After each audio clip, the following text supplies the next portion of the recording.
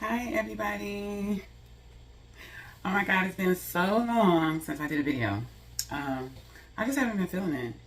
And I'm watching social media, I don't like what I'm seeing. I think people have truly lost their mind now that they're outside.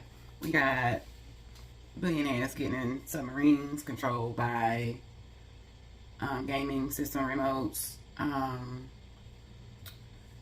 Shooting and killing is never gonna stop.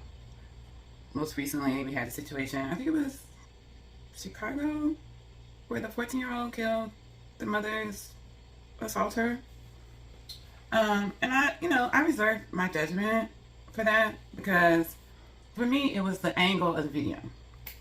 I feel like it's more to it. It's more to it, right? And nobody wants to believe that a grown man would just punch a woman like that. And on top of that, the way he punched like a boxer, like he was a fighter. So I don't know. It was so many things. It was like, anyway, um, it's an unfortunate situation. I'm glad that boy was able to defend his mom, but I hate the way people are still like talking crap about the shooter. And that might sound crazy, but when I say that, I mean like this whole thing is crazy. Like nothing about it is okay.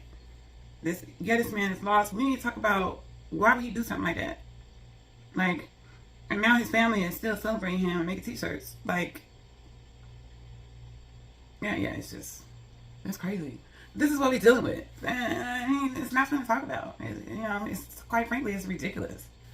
The manosphere is what it is, and I don't know. I feel like we pit each other against each other. The women have problems with the men because of this, and the men have problems with the women because of this. Both of us have valid points on each side, but how do we fix it? Like that's what we're not getting to. So it's just ugh. But on a lighter note, I have talked with you all before about my dating escapades and how I absolutely hate dating. Because when you first meet somebody, you meet a representative, and it takes a while to figure out, okay, like what's really going on. So last weekend I was in Baltimore. I went to Baltimore to visit my baby brother, and both of my brothers was like, why don't you get on the dating app and see if you can meet somebody here, maybe meet for a date. So I get on the app, hit some likes, and decided to meet a guy. So I don't know how many people have been to like the Harvard area. It's kind of upscale. It's nice, very low crime area, etc., etc. So you hear all these bad things about Baltimore, but every experience I've had in the Harvard area of Baltimore is really pleasant. I would even consider relocating there. But getting on topic. So, we're chatting. He's like, oh my God, I really love to meet you at some point. I gotta see you before you leave, whatever works for you. So I picked this restaurant that was close to my hotel. And I really was stepping outside my comfort zone because I'm in a city I don't know. I'm meeting a stranger from a dating app. And you just never know nowadays. But of course, I let my brothers, names, phone numbers, pictures, etc. Where I was meeting them at, etc. Just trying to be as safe as possible, right? So, we make arrangements to meet 3 hours prior. He's 15 minutes late. The restaurant we were meeting at was kind of upscale, and we were meeting like 2 o'clock. So I was like, we can meet for drinks. It doesn't have to be dinner, whatever. So he arrives 15 minutes late, which was kind of annoying. And then he shows up. Like I have on like a little summer dress. I can take a picture. I'll try and include a picture in a clip. And he showed up in like this raggedy t-shirt that had some beer logo on it, some jogging pants that didn't like really coordinate with the t-shirt. The jogging pants, you can tell they were really, really old and worn, and he had some Air Maxes that were white, but you could tell they had been worn. Basically, he looked like he had been on a jog, and he had a face workout. So he comes in. I'm already seated at the table. I had already ordered a drink, and he's like, "Hi, how are you?" I said hi, and I get up to hug him, but his energy wasn't giving that, so I just kind of sat back down. I'm a hugger. I'm a Southern girl. It is what it is. So I just sat back down. So the waiter comes and asks him for his drinks, and she tells him Happy Father's Day. So I was like, oh, well, you beat me to it. And I told him Happy Father's Day. And he said, thank you. And I told him Happy Father's Day. I didn't know if he had kids or not. We hadn't been into a long diatribe. We hadn't exchanged phone numbers. We had just been communicating through the dating app. So I didn't know what his situation was. So he goes, thank you. So he asked me why I was here. I told him I was visiting my brother. And he told me, you know, he's born and raised in Baltimore, but he had been living in California. And he recently decided to come back because his mother was getting older, kind of ill. And he said, you know, every time he came to visit, he felt like his grandkids needed him. He said, I have 11 grandkids, and I feel like they need me. So I was like, oh, okay.